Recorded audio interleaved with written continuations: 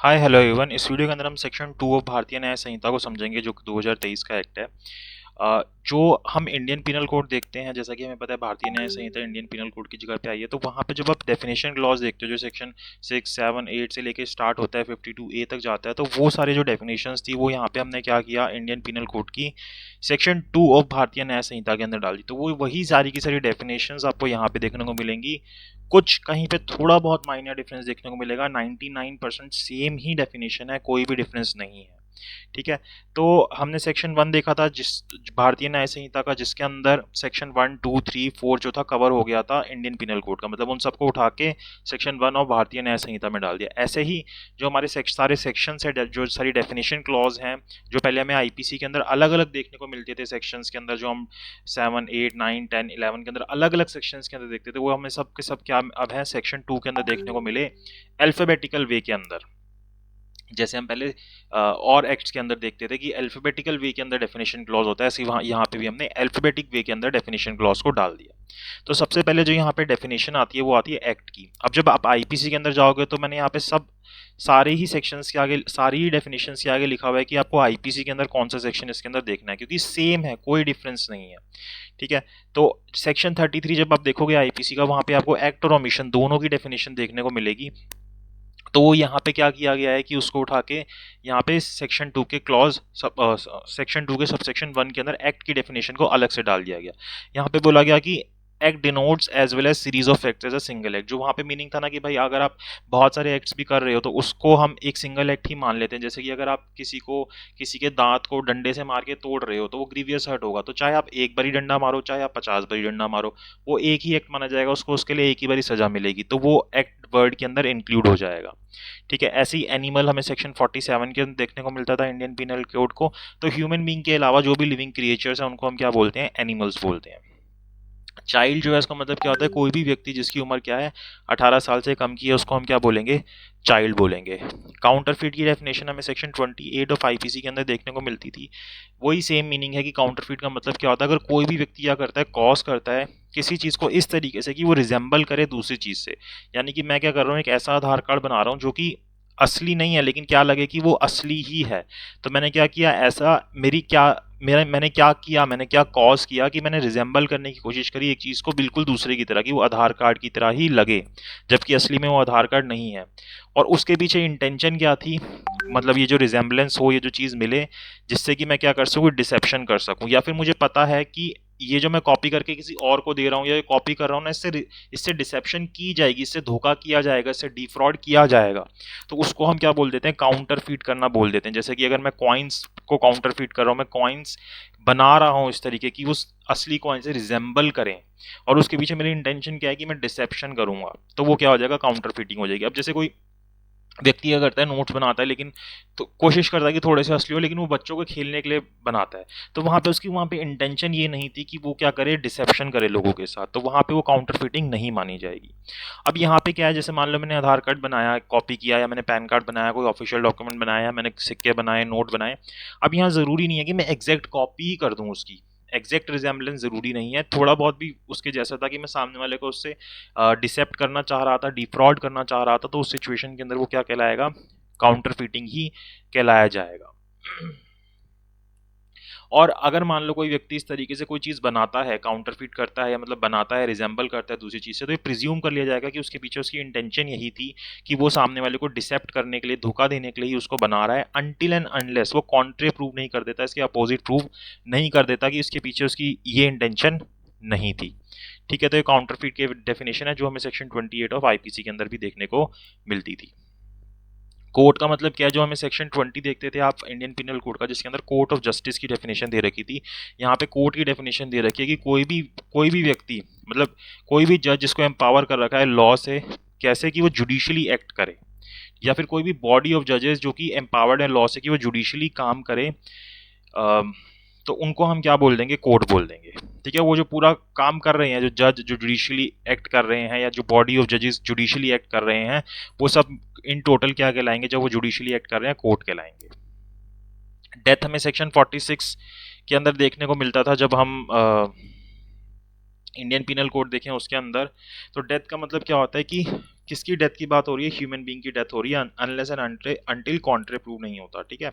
Dishonestly हमें section 24 के अंदर देखने को मिलता था, जहां पे हम देखते थे कि अगर कोई भी व्यक्ति क्या कर रहा है, इस इंटेंशन से काम कर रहा है कि सामने वाले को रॉन्गफुल गेन या रॉन्गफुल लॉस होगा, तो उसको हम क्या बोलते थे? डिसऑनेस्टली बोलते थे। रॉन्गफुल गेन और रॉन्गफुल लॉस की डेफिनेशन यहाँ पे आगे दे रखी है, वहां पे एक साथ ही दे रखी थी आईपीसी के अंदर। देन डॉक्यूमेंट की जो डेफिनेशन है वो सेक्शन 29 ऑफ आईपीसी के अंदर आपको देखने को मिलती थी। यहाँ पे सबसेक्शन 8 के अंदर है सेक्शन 2 के। डॉक्यूमेंट मतलब कि आप एक्सप्रेस या डिस्क्राइब कर रहे हो किसी भी सब्सटेंस के ऊपर। अब सब्सटेंस जो है ना कुछ भी हो सकता है, जरूरी नहीं है कि एक पेपर ही होगा डॉक्यूमेंट जो है, आप किसी भी चीज के ऊपर एक्सप्रेस कर सकते हो सकता है आप एक स्टोन के ऊपर एक्सप्रेस कर रहे हो सकता है आप किसी और चीज के ऊपर एक्सप्रेस या डिस्क्राइब कर रहे हो किसी भी चीज को, तो उसको हम क्या मानते हैं? डॉक्यूमेंट ही मानते हैं। अब वो जो डिस्क्रिप्शन या एक्सप्रेशन आप दे रहे हो, अपने आप को एक्सप्रेस कर रहे हो या डिस्क्राइब कर रहे हो किसी चीज को, तो वो किस तरीके से हो सकता है कि आप लेटर से कर रहे हो, जैसे कोई अल्फाबेट लिख के कर रहे हो लेटर से, या कोई फिगर बना के कर रहे हो जैसे आपने ह्यूमन बीइंग की फिगर बनाई, या फिर आप कोई मार्क्स बना रहे हो कि भाई आपकी कोई लैंग्वेज है उसके अंदर आपके कोई मार्क्स होते हैं कि भाई इस तरीके से ये कुछ रिप्रेजेंट करता है, ये बॉक्स कुछ रिप्रेजेंट करता है, या फिर इन सबको एक साथ यूज कर रहे हो, ठीक है, चाहे वो इलेक्ट्रॉनिक या डिजिटल रिकॉर्ड ही क्यों ना हो, तो उसको हम क्या मान लेते हैं? डॉक्यूमेंट ही मान लेते हैं। ये चीज इसने यहाँ पे बता रखी है, ठीक है। आप सब्सटेंस जैसा मैंने आपको बताया था कुछ भी हो सकता है, even it can be a stone, किसी भी चीज़ के ऊपर हो सकता है। जैसे आपने देखा होगा कि आप कोई बड़े बड़े स्टोन्स के ऊपर किसी ने कुछ लिख दिया, तो that is also an document, ठीक है। जैसे कोई कॉन्ट्रैक्ट है, ठीक है, तो वो भी अपने आप में एक डॉक्यूमेंट है। उसके अंदर अपनी राइटिंग एक्सप्रेशन की कि भाई आपके क्या टर्म्स होंगे, चेक है जो आपने बनाया वो भी एक डॉक्यूमेंट है अपने आप में, पावर ऑफ अटॉर्नी डॉक्यूमेंट है, मैप बना रहे हो, प्लान बना रहे हो, ये सब क्या है? अपने आप में डॉक्यूमेंट है।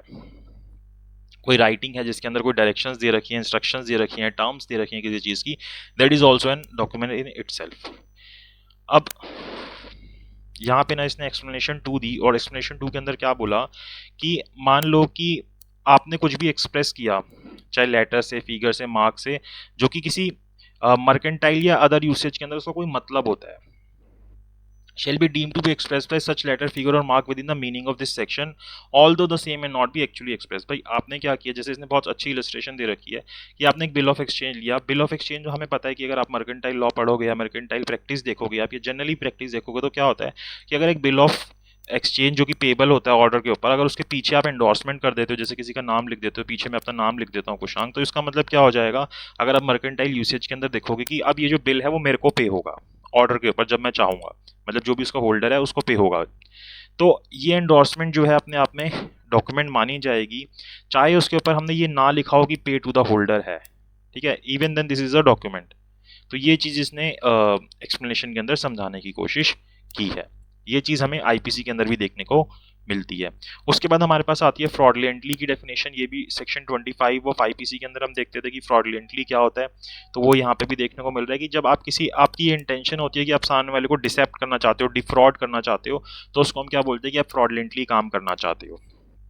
जेंडर की डेफिनेशन सेक्शन 8 ऑफ आईपीसी के अंदर देखने को मिलती थी, जिसके अंदर हम देखने को मिलता था कि ये जो ही वर्ड है ना, इसका मतलब सब कुछ होता है, मेल, फीमेल और ट्रांसजेंडर। अब ये जो ट्रांसजेंडर वर्ड है ये हमें आईपीसी के अंदर देखने को नहीं मिलता था, ये हमने यहाँ पे ऐड किया है भारतीय न्याय संहिता के अंदर, और इसने यहाँ पे ये भी बता दिया कि ट्रांसजेंडर का मतलब क्या होगा, जो हमने सेक्शन 2 क्लॉज के अंदर बता रखा है, transgender person protection rights act 2019 के अंदर, तो उसी को हम क्या बोलेंगे यहाँ पे? ट्रांसजेंडर बोलेंगे। तो अब अगर आईपीसी के अंदर, सॉरी बीएनएस के अंदर, भारतीय न्याय संहिता के अंदर अगर कहीं पे भी कोई ये वर्ड ही यूज होगा, तो उसका मतलब क्या है? It includes male, female and transgender, तीनों को ही ये इंक्लूड करेगा, थर्ड जेंडर को भी इंक्लूड करेगा। देन गुड फेथ वर्ड जो है सेक्शन 52 के अंदर आता था, तो हम क्या बोलेंगे? कोई भी चीज़ गुड फेथ में तब हुई है जब आपने ड्यू केयर एंड अटेंशन से किया। अगर आपने ड्यू केयर एंड अटेंशन से कोई काम नहीं किया है, दैट मीन्स कि आप वहाँ पे आपका गुड फेथ नहीं था। गवर्नमेंट सेक्शन 17 के अंदर देखने को मिलता था, तो वही दोनों चीज़ें आ जाती कि जो हमारी सेंट्रल गवर्नमेंट और स्टेट गवर्नमेंट है उनको हम क्या बोलेंगे? गवर्नमेंट ही बोलेंगे, तो हमें अलग से लिखने की जरूरत नहीं होगी। ये हमें सेक्शन 52A में देखने को मिलता था, हार्बर, जो कि बाद में अमेंडमेंट के थ्रू आईपीसी में ऐड हुआ था। हार्बर का मतलब क्या होता है कि मतलब आप किसी भी तरीके से ना किसी व्यक्ति की हेल्प कर रहे हो, उसको जैसे आप रहने की जगह दे रहे हो, खाना दे रहे हो, पानी दे रहे हो, पैसे दे रहे हो, कपड़े दे रहे हो, कुछ हथियार दे रहे हो, एमिनेशन दे रहे हो, या कुछ ट्रैवल करने के लिए कोई कन्वेंस दे रहे हो, किसी तरीके से उसको असिस्ट कर रहे हो, किसी भी तरीके से, जो चाहे यहाँ पे हमने नहीं भी लिखा उसमें से भी किसी तरीके से क्यों असिस्ट कर रहे हो कि वो अपनी एप्रीहेंशन, अपनी अरेस्ट से भाग सके, बच सके। तो अगर आप ऐसा कर रहे हो तो आप क्या कर रहे हो? हार्बर कर रहे हो। तो ये सेक्शन 52A ऑफ आईपीसी के अंदर देखने को मिलता था, जो कि अब हमें subsection 13 of section 2 BNS act के अंदर देखने को मिल रहा है। भारतीय न्याय संहिता जो सेकंड 2023 है उसके अंदर देखने को मिल रहा है। इंजरी जो सेक्शन 44 के अंदर देखने को मिलता था, यहाँ पे सबसेक्शन 14 के अंदर देखने को मिल रहा है। इंजरी का मतलब क्या है? किसी भी तरीके का हार्म जो कि कैसे हो रहा है? इलीगली हो रहा है।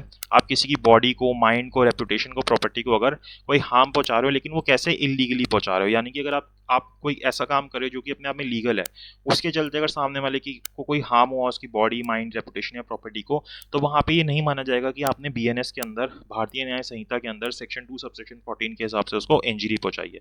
तो आपके इलीगल एक्ट के कारण क्या होना चाहिए? सामने वाले की बॉडी, माइंड, रेपुटेशन या प्रॉपर्टी को कोई हार्म होना चाहिए, उसी को हम क्या बोलेंगे? इंजरी बोलेंगे। देन इलीगल वर्ड जो था, हमें जो IPC था उसके सेक्शन कौन से में देखने को मिलता था? सेक्शन 43 के अंदर देखने को मिलता था, इलीगल या लीगली बाउंड टू डू, जो कि अब हमें सेक्शन 2 सबसेक्शन 15 के अंदर देखने को मिलेगा। ये क्या बोलता है कि इलीगल या लीगली बाउंड टू डू का मतलब क्या होता है? कि is applicable to everything which is an offence. Illegal मतलब कोई भी जो ऑफेंस है, यानी कि जो भी चीज़ लॉ ने मना की हुई है, आपको प्रोहिबिट की हुई है, जैसे कि आपको लॉ ने बोला है कि आपको किसी को मारना नहीं है, but if you are beating somebody then you are doing a illegal act, उसी को हम क्या बोलते हैं? इलीगल बोलते हैं। यानी कि अगर आप कोई ऑफेंस कमिट कर रहे हैं, कोई ऐसी चीज कमिट कर रहे हैं जो किसी भी प्रोविजन ऑफ लॉ ने मना की कर रखी है, तो जिसके कारण आपके ऊपर कोई ऑफेंस माना जाएगा या फिर आपके ऊपर कोई सिविल एक्शन होगा, तो उसको हम क्या बोलेंगे? इलीगल ही बोलेंगे। और लीगली बाउंड टू डू का मतलब कि भाई आपको लॉ ने बोल रखा था कि आपको, अगर आप ऐसा नहीं करोगे, ऑमिट करोगे ऐसा करने से, तो वो अपने आप में इलीगल होगा या अपने आप में ऑफेंस होगा, तो उसको हम लीगली बाउंड टू डू बोलेंगे। जैसे कि आपको लॉ ने बोला था कि आपको अगर गाड़ी चलानी है तो आपको बिना लाइसेंस के गाड़ी नहीं चलानी, लेकिन आप गाड़ी चला रहे हैं, आप बिना लाइसेंस के चला रहे हैं, तो यानी कि आप लीगली बाउंड थे गाड़ी को लाइसेंस के साथ चलाने के लिए, but you are driving the car without licence, तो दैट मीन्स आप लीगली बाउंड वाले काम को नहीं कर रहे हैं, आप ऑमिट कर रहे हैं और वो अपने आप में एक आप ऑफेंस को कमिट कर रहे हैं। देन सेक्शन 2 का सबसेक्शन 16 जो है जज की डेफिनेशन के बारे में बात करता है, जो कि section 19 of Indian penal code करता था, और सारी सेम बातें यहाँ पे बताई गई हैं। तो जज का मतलब क्या है? जो कि ऑफिशियली डेजिग्नेट है एज अ जज, या फिर इनमें से कोई व्यक्ति भी जो है जज ही कहलाएगा। ये सेम चीज़ आपको IPC में देखने को मिलती है कि भाई कोई व्यक्ति अगर जिसको एम्पावर कर रखा है लॉ के थ्रू, वो कोई लीगल प्रोसीडिंग कर सकता है, सिविल या क्रिमिनल, और एक डेफिनेटिव जजमेंट दे सकता है, और उसका जजमेंट जो है वो फाइनल हो जाएगा, कंफर्म हो जाएगा, अगर उसके अंदर अगेंस्ट अपील में नहीं गए, या फिर कोई बॉडी या कोई पर्सन जो एम्पावर्ड है जजमेंट देने के लिए, तो वो भी अपने आप में क्या कहलाएगा? जज ही कहलाएगा। This is a inclusive definition of word जज, कि जज कौन होगा। ठीक है, जैसे यहाँ पे इलस्ट्रेशन दे रखी है, a magistrate exercising jurisdiction in respect of charge on which he has power to sentence to fine or imprisonment with or without appeal is a जज। तो बहुत सिंपल सी डेफिनेशन है, कोई बहुत मुश्किल नहीं है। देन लाइफ अगर वर्ड देखो तो IPC के अंदर आपको सेक्शन 45 के अंदर देखने को मिल जाएगा। लाइफ मतलब कि किसकी लाइफ? ह्यूमन बींग की लाइफ की बात कर रहे हैं, सीधी सी बात है। लोकल लॉ देखोगे सेक्शन 42 में देखने को मिल जाएगा, मतलब कि ऐसे लॉ जो कि किसी पर्टिकुलर पार्ट ऑफ इंडिया के अंदर अप्लाई हो रहे हैं, भाई एक पर्टिकुलर लोकेलिटी के ऊपर या पर्टिकुलर स्टेट के अंदर या किसी पार्ट के ऊपर, तो उसको हम क्या बोल देते हैं? वहाँ का लोकल लॉ बोल देते हैं। जैसे आप बहुत सारे लोकल लॉज देखते हो कि जैसे हम अगर हम देखें दिल्ली के अंदर, तो दिल्ली रेंट कंट्रोल क्या है? दिल्ली रेंट कंट्रोल एक्ट यहाँ का एक लोकल लॉ है। ऐसे यूपी के अंदर वहाँ के आपको लोकल लॉज देखने को मिलते हैं, जैसे वहाँ लैंड रिफॉर्म एक्ट है, यूपी लैंड रिफॉर्म एक्ट, तो वो क्या है? वहाँ का लोकल लॉ है जो एक पर्टिकुलर पार्ट ऑफ इंडिया के ऊपर अप्लाई हो रहा है। मैन की डेफिनेशन यहाँ पे हमें सबसेक्शन 19 के अंदर देखने को मिलती है। वहीं जब हम IPC पढ़ते हैं तो सेक्शन 10 के अंदर में दोनों की डेफिनेशन देखने को मिलती है, मैन और वुमेन दोनों की। ठीक है, यहाँ पे मैन का मतलब क्या है? मेल ह्यूमन बींग, किसी भी एज का हो, चाहे वो बच्चा हो, बूढ़ा हो, 2 साल का ही क्यों ना हो, अगर वो मेल है तो that means he is a man. ठीक है, और मंथ और ईयर जो सेक्शन 49 सेम है यहाँ पे, कि हम यहाँ पे जियोर्जियन कैलेंडर के हिसाब से ही मानेंगे, जो हमारा ब्रिटिशर्स का कैलेंडर होता है, जो हम जनवरी फरवरी मार्च वाला जो मानते हैं, उसी हिसाब से हमारे यहाँ पे मंथ और ईयर जो है वो समझे जाएंगे। मूवेबल प्रॉपर्टी की डेफिनेशन सेक्शन 22 वाली है। यहाँ पे फर्क इतना है कि ना, जब पढ़ोगे सेक्शन 22 इंडियन पिनल कोड का, तो वहाँ पे ना मूवेबल प्रॉपर्टी के अंदर बोल रखा है includes property of corporeal description including every description. तो यानी कि हम यहाँ से ना कॉर्पोरियल वर्ड हटा के ना प्रॉपर्टी ऑफ एवरी डिस्क्रिप्शन कर दिया गया। सिर्फ इतना ही यहाँ पे चेंज किया गया है। इसके अलावा जो भी हर एक डिस्क्रिप्शन की प्रॉपर्टी है उसको हम मूवेबल प्रॉपर्टी बोलते हैं, लेकिन क्या नहीं होगी? जो लैंड है या फिर कोई भी चीज़ जो अर्थ से अटैच है परमानेंटली, जैसे कि अब पेड़ है वो परमानेंटली अटैच है, तो वो अपने आप में मूवेबल प्रॉपर्टी में नहीं आएगा। या फिर जो चीज़ परमानेंटली अर्थ से अटैच्ड है और उसी से कोई चीज बंधी हुई है, जैसे कि मान लो अब वॉल बनी हुई है, wall permanently attach to the earth है। Now something is fastened to this wall, जैसे कि आपकी खिड़की जो है वो फास्टेंड है इससे, तो ये जो खिड़की है वो भी क्या कहलाएगी अपने आप में इमूवेबल, मतलब मूवेबल की डेफिनेशन के अंदर इंक्लूड नहीं होगी। ठीक है, तो मूवेबल प्रॉपर्टी की डेफिनेशन यहाँ पे आती है। नंबर मतलब वही, सिंगुलर जो है प्लूरल को इंक्लूड करेगा, प्लूरल जो है सिंगुलर को इंक्लूड करेगा। सेम डेफिनेशन है आईपीसी वाली जो सेक्शन 9 के अंदर दे रखी है। ओथ जो सेक्शन 51 के अंदर देखने को मिलता है सेम है, कि जहाँ पे आप अफर्मेशन करते हो, ठीक है, पब्लिक सर्वेंट के सामने चाहे कोर्ट के सामने यूज हो ना हो, उसको हम ओथ वर्ड के अंदर इंक्लूड कर लेते हैं। देन ऑफेंस सेम सेक्शन 40 वाले जो बिल्कुल सेम है, उसमें तो कुछ सब समझाने की जरूरत भी नहीं आई थिंक, क्योंकि वो सेम है, वहां पे आपने पढ़ रखा है। ठीक है, बट स्टिल मैं कोशिश कर रहा हूँ कि आपको समझाता रहूँ। ऑफेंस वही सेम डेफिनेशन आ रही है, तो उसको समझाने की जरूरत नहीं है। ठीक है, सेक्शन 25 जो ओमिशन के बारे में बात करता है, सब सेक्शन 25। वहीं जब हमने सब जब आपने सेक्शन 2 का सबसेक्शन 1 देखा बीएनएस का, तो वो एक्ट के बारे में बात कर रहा था, और सेक्शन 2 सबसेक्शन 25 बीएनएस का ओमिशन के बारे में बात कर रहा है। और जब हम आईपीसी का सेक्शन 33 देखते हैं तो ओमिशन और एक्ट एक ही के अंदर आ जाता है। अब जो नए बच्चे हैं जो बीएनएस को ही पढ़ेंगे, आईपीसी को नहीं पढ़ेंगे, तो उनके लिए ये समझना जरूरी है, और जिन्होंने पहले वाला पढ़ा हुआ है उनको तो ये चीज़ें पता ही हैं। तो जो नए भी बच्चे पढ़ रहे हैं उनको भी ये समझ आ जाएगा, कुछ भी नहीं है इसके अंदर। अब जैसे मैंने अगर ऑफेंस वर्ड की डेफिनेशन को नहीं समझाया, इसके अंदर कुछ समझने लायक है नहीं, आप इसको एक बार रीड करोगे तो समझ आ भी जाएगा। ठीक है, तो जिस चीज़ पे टाइम वेस्ट करने की जरूरत नहीं है, तो उस पर क्यों टाइम वेस्ट करें, मतलब टाइम लगाने की जरूरत नहीं है। ठीक है, ओमिशन मतलब सीरीज ऑफ ओमिशंस, की भाई आप जो जैसे एक्ट का था ना कि आपने सीरीज ऑफ एक्ट्स किए, तो वो एक ही एक्ट वर्ड के अंदर आ जाते थे, कि भाई आपने किसी को मार मार के दांत तोड़ दिए, तो चाहे आप एक दांत तोड़ो, दो दांत तोड़ो, एक बारी मार के तोड़ो, 50 बारी मार के तोड़ो, तो वो एक्ट ही कहलाएगा। ऐसे यहाँ पे ओमिशन भी सेम मीनिंग रखता है, जैसे एक्ट है वैसे ही ओमिशन है। पर्सन जो सेक्शन 11 के अंदर आता था वो यहाँ पे आ रहा है। पर्सन इंक्लूड्स, मैंने यहाँ पे आई थिंक इसके साथ लिख दिया ना, वो इसके साथ आना है सेक्शन 11 पर्सन के साथ। तो जो कंपनी हो गई, एसोसिएशन होगी, बॉडी ऑफ पर्सन होगी, चाहे वो इनकॉर्पोरेटेड हो या ना हो, तो वो पर्सन वर्ड के अंदर ही इंक्लूड हो जाती है। तो जब आप देखते हो ऊपर हम वर्ड देखते हैं एवरी पर्सन, एनी पर्सन, तो person means any person, whether is living whether is non living, it includes everyone. Company भी इंक्लूड होगी, एसोसिएशन भी इंक्लूड होगी, बॉडी ऑफ पर्सन भी इंक्लूड होंगे, चाहे वो इनकॉर्पोरेट हो या इनकॉर्पोरेटेड ना हो। पब्लिक मतलब क्लास ऑफ पब्लिक और एनी कम्युनिटी, सबको इंक्लूड कर रहे हैं। पब्लिक सर्वेंट जो सेक्शन 21 के अंदर आता था, very very very important definition कि पब्लिक सर्वेंट कौन कौन होंगे। इसमें से एग्जाम के अंदर बहुत पूछता है कि जैसे प्री के अंदर या ऑप्शनल्स के अंदर कि आपको ये ऑप्शन दे देगा कि क्या ये पब्लिक सर्वेंट होगा या नहीं होगा, तो ये वही वाली डेफिनेशन है कि पब्लिक सर्वेंट कौन होगा। तो ये सेम है, इसके अंदर कुछ चीज़ें चेंज की गई है, जैसे हर एक commission officer army navy air force का पब्लिक सर्वेंट है, जज पब्लिक सर्वेंट है, कोर्ट का कोई ऑफिसर है जैसे रिसीवर कमिश्नर, ये सब हो गए, दीज आर पब्लिक सर्वेंट। ठीक है, उसमें एक जूरी मैन वाली डेफिनेशन थी, तो वो यहाँ से हटा दी गई है। जूरी मैन जो है पब्लिक सर्वेंट नहीं है अब, क्योंकि होता भी नहीं है। कोई भी असेसर है पंचायत का जो कि पब्लिक मतलब एक तरीके से कोर्ट को असिस्ट कर रहा है, पब्लिक सर्वेंट है अपने आप में। ठीक है, कोई भी आर्बिट्रेटर है, कोई और पर्सन है जिसको रेफर किया गया है, वो अपने आप में एक पब्लिक सर्वेंट है। ठीक है, every person who hold office virtually is empowered to place to keep any person in confinement, कि भाई कोई भी व्यक्ति जिसके पास ये पावर है लॉ के हिसाब से कि वो किसी को कन्फाइनमेंट में रख सकता है। बेसिकली जो जो जुडिशियल कस्टडी वाली बात हो रही है यहाँ पे, जुडिशियल ऑफिसर्स हो गए उनकी बात हो रही है, वो यहाँ पे इंक्लूड हो जाएंगे, उनको पब्लिक सर्वेंट बोलेंगे। हर एक ऑफिसर गवर्नमेंट का जिसकी ड्यूटी है ऑफेंसेस को रोकना, पुलिस की बात हो रही है, वो भी पब्लिक सर्वेंट है, कोई भी इस तरीके का हो। ठीक है, receive keep expend any property, government के बिहाफ पे कोई भी प्रॉपर्टी रखना, एक्सपेंड करने, ये सारी चीज़ें करना, these all are public servants. Keep expend any property to make any survey, assessment करना इन प्रॉपर्टीज को देख के, तो वो भी पब्लिक सर्वेंट है। Publish maintain revise electoral roll जो बनाते हैं, यानी कि जो इलेक्शन कमीशन के एम्प्लॉयज़ हो गए, ठीक है, जो इलेक्शन को कंडक्ट कर रहे हैं, सारे पब्लिक सर्वेंट है। तो ये सारे के सारे जो हैं पब्लिक सर्वेंट है। जैसे आपके म्यूनसिपल कमिश्नर जो हैं वो भी अपने आप में पब्लिक सर्वेंट है। तो ये पब्लिक सर्वेंट की डेफिनेशन हो गई। देन आता है reason to believe, section 26 of IPC के अंदर जो आपको देखने को मिलता है। रीजन टू बिलीव मतलब कि जहाँ पे आपके पास सफिशिएंट कॉज है कि आप इस चीज़ को मानोगे, अदरवाइज आप नहीं मानोगे। यानी कि एक प्रूडेंट मैन होता है, एक समझदार व्यक्ति होता, अगर उस सिचुएशन को देख के वो यही समझता जो आप समझ रहे हैं, तो हम वो वहाँ पे क्या बोलेंगे, आपके पास रीज़न टू बिलीव था, क्योंकि आपके पास सफिशिएंट कॉज है। अगर आप एक ए व्यक्ति को भागते हुए देख रहे हैं, उसके हाथों में चाकू है जिसके ऊपर खून लगा हुआ और वहीं पे बी का मर्डर हो रखा है, तो एक नॉर्मल व्यक्ति भी क्या समझता, आपके पास सफिशिएंट कॉज है समझने के लिए कि यही व्यक्ति जो है हो सकता है इसका मर्डर करके भागा हो। तो यहाँ पे आपके पास रीज़न टू बिलीव है कि ये चीज़ हुई है। तो इसको हम रीजन टू बिलीव बोलते हैं। स्पेशल लॉ मतलब कि जो कि एक पर्टिकुलर सब्जेक्ट के ऊपर लॉ हो रहा है। एक हमने देखा कि लोकल लॉ जो एक पर्टिकुलर लोकेलिटी के ऊपर अप्लाई हो रहा हो, स्पेशल लॉ जो पर्टिकुलर सब्जेक्ट के ऊपर अप्लाई हो रहा हो। जैसे कि आप आर्म्स एक्ट देखोगे तो वो पर्टिकुलर सब्जेक्ट के ऊपर अप्लाई हो रहा है, एनडीपीएस एक्ट है पर्टिकुलर सब्जेक्ट के ऊपर अप्लाई हो रहा है, तो वो अपने आप में क्या है, स्पेशल लॉ है।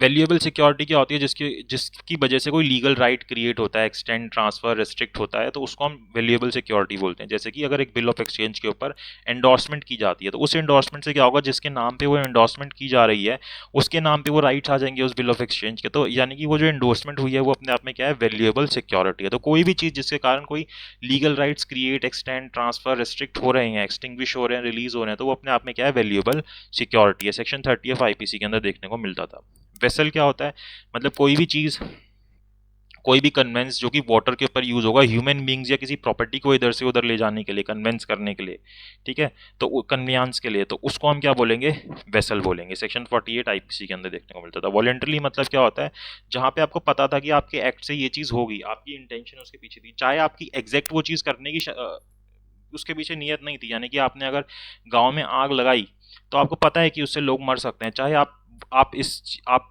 नहीं चाहते हो कि उससे लोगों की डेथ हो, लेकिन आपको पता है कि अगर मैं आग लगाऊंगा तो उससे डेथ होगी, तो that means you have done that act voluntarily, ठीक है। वही इस इलस्ट्रेशन के अंदर दे रखा है। सेक्शन 39 आईपीसी के अंदर आपको देखने को मिलता था, यहाँ पे सब सेक्शन 33 के अंदर देखने को मिलेगा। विल मतलब टेस्टिमेंट्री डॉक्यूमेंट आपका आ गया, जो सेक्शन 31 के अंदर आता था आईपीसी के।